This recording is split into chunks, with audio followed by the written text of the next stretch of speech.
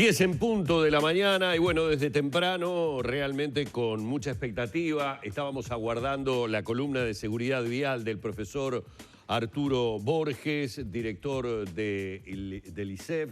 Lo primero, darle la bienvenida, profesor, y los buenos días. ¿Cómo le va? Buenos días, ¿qué tal, Humberto, Lorena? ¿Cómo están? Muchas gracias. Bien, no, con la expectativa, obviamente, porque todos quedamos impactados a medida que fuimos conociendo las noticias del fin de semana. Arrancamos un lunes en Arriba Gente con una importante cantidad de víctimas fatales y, como usted siempre dice, no dejando de lado a aquellas personas que quedaron con graves heridas por todos los accidentes de tránsito que tuvimos en un fin de semana realmente nefasto en ese sentido, ¿no?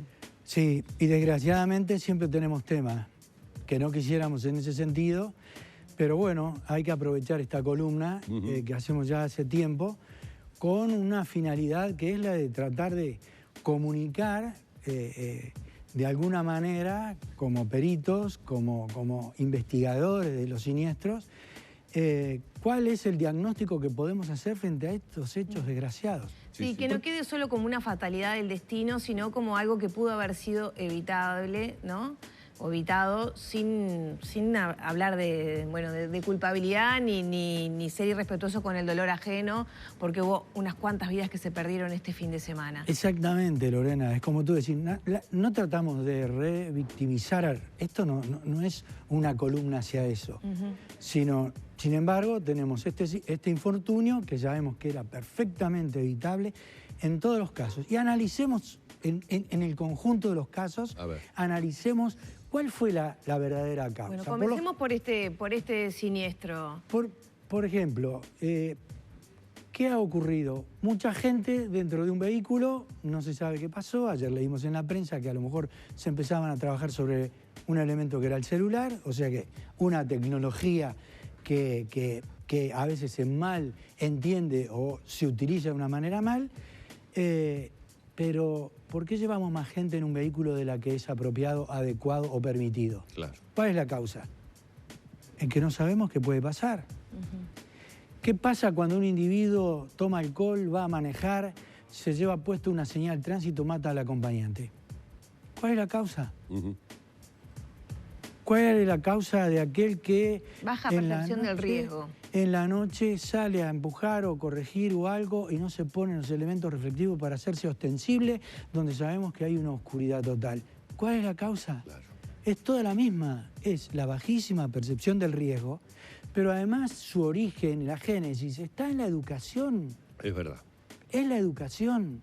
Ayer teníamos un reportaje radial y nosotros decíamos, bueno, se necesita que se controle, que haya fiscalización, que los exámenes de conducir tengan otro rigor que el que tenemos hoy, que las escuelas de conducción sean verdaderos centros de formación de conductores, que las rutas estén apropiadas.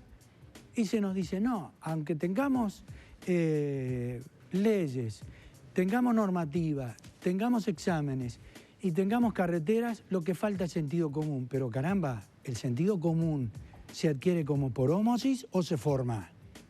Claramente se forma. Se educa.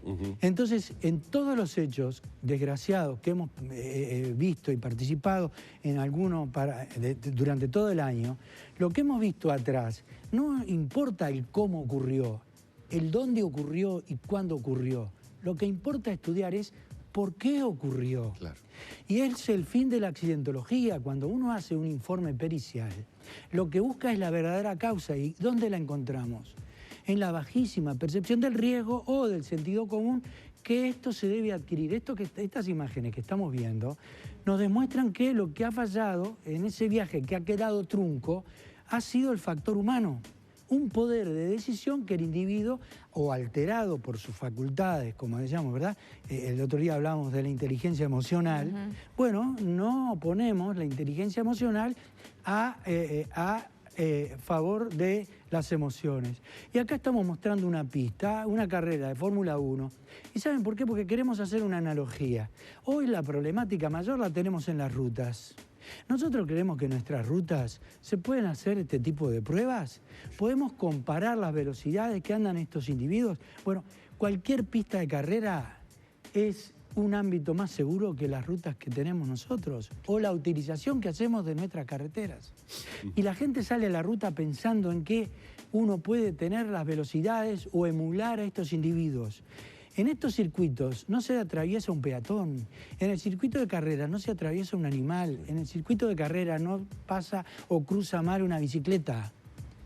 Sin embargo, nosotros tenemos velocidades en nuestras rutas que son para autopista. El peatón anda o cruza al mismo nivel que venimos nosotros a 90 kilómetros por hora.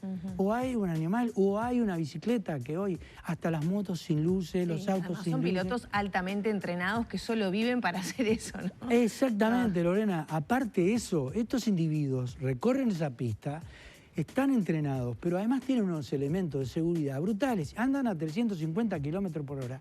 Bueno, el récord creo que ahora es de 378 kilómetros por hora. Pero ellos están entrenados y conocen eso.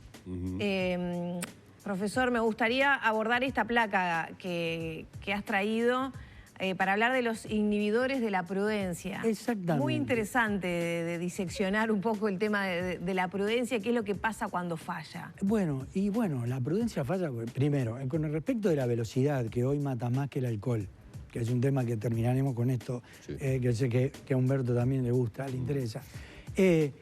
Bueno, la velocidad, uno se adapta sensorialmente muy rápido al efecto velocidad. Anda a 80 o 90 kilómetros por hora, a la media hora parece que va a 60. Por lo tanto, necesita acelerar para generar adrenalina. Entonces queremos llegar lo antes posible. Eso es un factor realmente inhibidor de la prudencia. En otros casos creemos que nos hemos comprado un vehículo con frenos ABS, control de tracción, sensores, frenado automático, y 14 airbags y tenemos un acorazado alemán. No, ya las marcas más importantes y que están investigando y haciendo vehículos inteligentes, porque saben que los conductores no son inteligentes, están suplantando el cerebro del ser humano para que no exista esto, nos dicen que todos esos elementos de seguridad pasiva tienen un límite. Nosotros entonces nos compramos vehículos inteligentes y lo utilizamos de la peor manera, lo más ignorantemente posible, si cabe el término.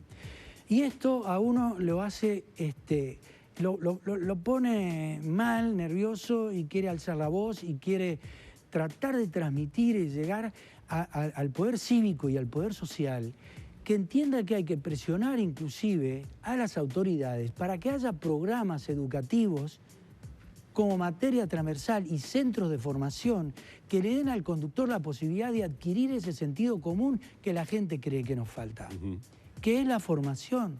Y muchas veces, ¿qué pensamos? Pensamos que somos indestructibles, sobrevaloramos nuestras propias capacidades, y cuando uno vence las leyes físicas, si un vehículo anda más rápido de atrás que de adelante, no lo para ni un piloto de Fórmula 1, que vemos que también se despistan. Entonces, para nosotros, creemos que, como decía hoy el señor Faropa, muy bien, bueno, hemos cambiado, trasladamos al tránsito mucho de esa agresividad y esa incertidumbre que tenemos, al punto tal de que la semana pasada nos enteramos por los medios de que un individuo que pierde un examen de conducir en Canelones agrede al inspector que está tomando la prueba porque le da por segunda vez que no aprueba el examen. ¿Podemos creer esto? Es que un inspector, cuando toma el examen, esta prueba que no es de rigor comparable con nada de lo que pasa en otros países adelantados, nosotros podemos protestar porque se nos impide ese permiso. ¿Creemos que tenemos el derecho de protestar? Yo daría un consejo: en aquellas pistas, en aquellas intendencias que tienen pistas para tomar los exámenes, pongan como en el bar cámaras para que haya un individuo o dos tratando de ver, y le da la suficiente garantía del debido proceso a ver si el individuo pierde bien o pierde mal el examen. Y cuando yo voy a un examen de este tipo, que en el Uruguay no tiene el rigor necesario, y lo digo con todo respeto, bueno, que haya alguien que diga, bueno, si yo pierdo el examen, realmente no estoy preparado para manejar solo. Y en las rutas tenemos un problema de que carecemos de fiscalización, nosotros hacemos miles de kilómetros, nosotros andamos con semirremolque porque no somos teóricos. Tenemos la experiencia del semirremolque, tenemos la experiencia del ómnibus, tenemos la experiencia del taxi, porque alguien puede estar pensando de que yo lo hablo porque estoy detrás de un escritorio y analizo el accidente y voy al campo, ¿verdad? Y voy a hablar con las víctimas. Tengo la experiencia. Claro. Y vemos hoy en las rutas desastres que solamente están produciéndose porque no existe una fiscalización objetiva. Y yo sé que la policía caminera está preocupada por esto, pero quizás no tienen los recursos necesarios. A mí no me sirve una camioneta parada al costado de la ruta. A mí me sirve una camioneta que esté circulando y viendo lo que veo yo, los desastres que tenemos en nuestras rutas nacionales, que es donde se ha disparado la estadística. Pero si no pongo radar, ni siquiera eso, si yo no logro que el conductor se sienta vigilado, nosotros el comportamiento no lo vamos a lograr modificar. Y seguiremos hablando de estos verdaderos desastres, infortunios que generan víctimas y victimarios, porque la víctima de todos estos casos realmente le cambia la vida. ¿Y al victimario qué? ¿Y el que mató qué? ¿Cómo sigue su vida? No duerme nunca más. Es decir, que también es un elemento que hay que trasladar como importancia para que exista una formación reglada, copiando lo que hacen otros países, más una licencia hablada por puntos. Era alcohol. Y hablábamos de alcohol, modificar el cero alcohol con lo que estamos viendo, por Dios, ni toquemos ese tema. Profesor, un placer. Muchísimas gracias, como siempre. Al contrario, gracias a ustedes y disculpen la extensión, pero uno viene realmente cargado de una emotividad. Fue un fin de semana muy, muy duro. Obviamente. Y entonces pensás en la víctima, si hablas con ellos, ¿y cómo los defendés? Y bueno, tratando de traer la voz de ellos también acá. Gracias. Muchas gracias. Al contrario. El profesor Arturo Borges, director de ISEF, en su columna sobre seguridad vial.